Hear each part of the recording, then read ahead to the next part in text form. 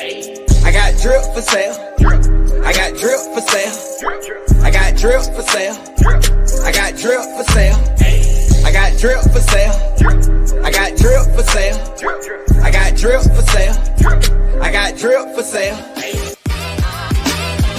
Hey, what's going on, everybody? It's your boy, Mr. Smackington, coming to you today on this Good Friday, January 31st, the last day of January before we get to February, which hits is Black History Month all month long. 28 days of greatness coming up, starting tomorrow. But today we're going to do something a little sweet, you know what I'm saying? Nothing too major. I'm going to go over a few games with y'all, you know what I'm saying? First time me looking at them, so let's dive right on in. First game up, we got at 5 o'clock. We got Yale and Princeton, all right? Ivy League matchup between the two. Yale 11-6, Princeton 14-5.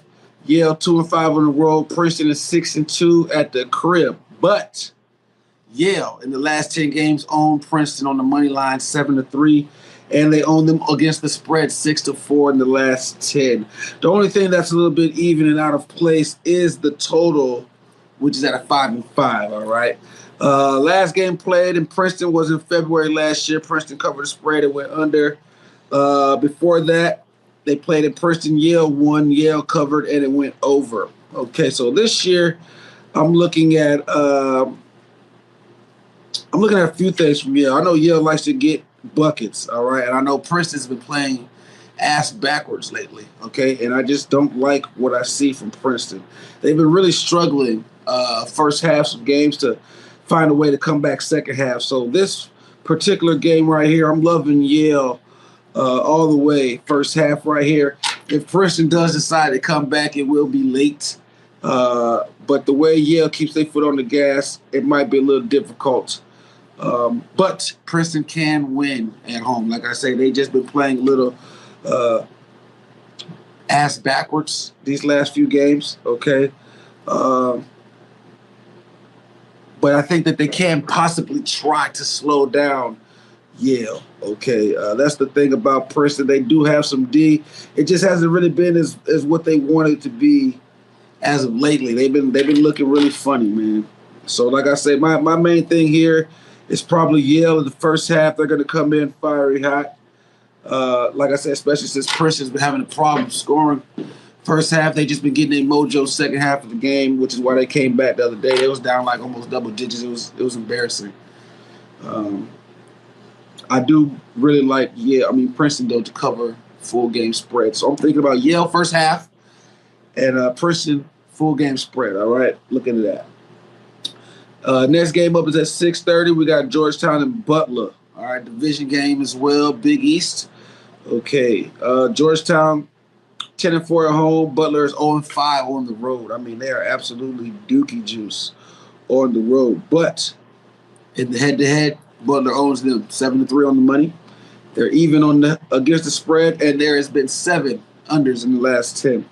Now, for someone like me, I see that Butler, their last 3 division games on the road, they covered, they didn't cover, and they covered. It went over, and under. Okay, so they played Connecticut, Providence, and St. John's. All right. Georgetown ain't nothing like none of them. I do know Georgetown plays heavy D, and Butler, it looks like they don't. They give up points.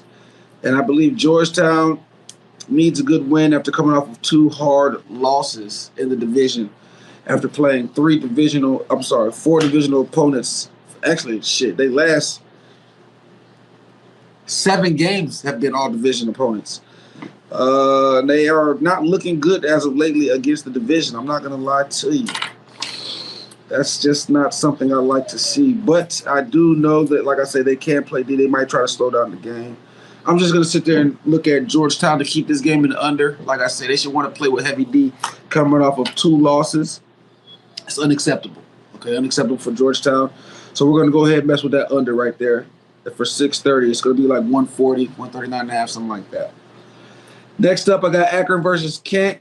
Another division game, all right, the MAC Conference. Okay, Akron has been killing it. Kent State has been trying to get themselves back to where they were. They're 6-3 at home, and Akron is 4-3 on the road.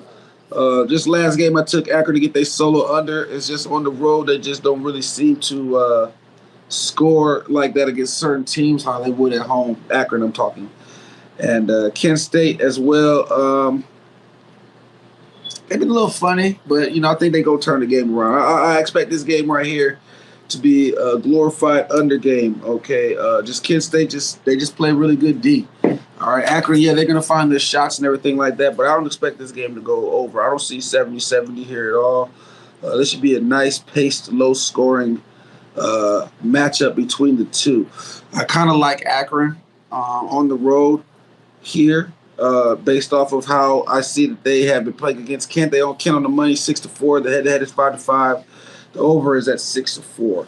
But the last two games in Kent did go over, but this year is a different year. Kent aren't killers like that this year. All right, so don't expect Kent to be doing it like that when they're facing killers. Okay, I just can't see that happening. The under is the play here. All right, don't make no ifs, ands, or buts about it. I just see Kent State Akron having a nice grudge match game. This is basically going to be to decide who's going to be taking over to be in first place in the division. So it's going to be a grudge match game. All right, the under. They're at 7. Last but not least, we got Dayton and St. Louis. All right, we coming through. St. Louis is 11-1 at home. Dayton is 1-3 on the road as of lately. Head-to-head, though, Dayton owns them 8-2 on the money line. All right. 5-5 against the spread. It's been 6 unders out of the last 10. Dayton has not been looking like how I want them to be looking. Even though they was going on a nice little win streak, they happened to lose on the road against St. Bonnie the other day. It was terrible. Lost by 18, but nothing you can do about that. They still got some injuries over there, but I still like Dayton. Okay, we've gotten some of our players back for this week. All right, I expect them to be pounced hard on St. Louis. St. Louis has some injuries.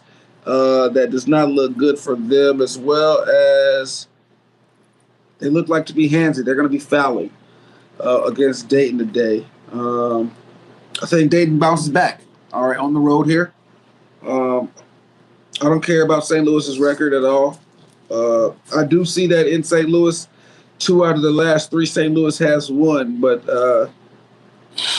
St. Louis really ain't just been that impressive to me, okay? I mean, yeah, they beat VCU at home. They beat LaSalle at home. They beat St. Bonnie, St. Joe's. Them was all division rivals, them people that y'all play all the time, all the year.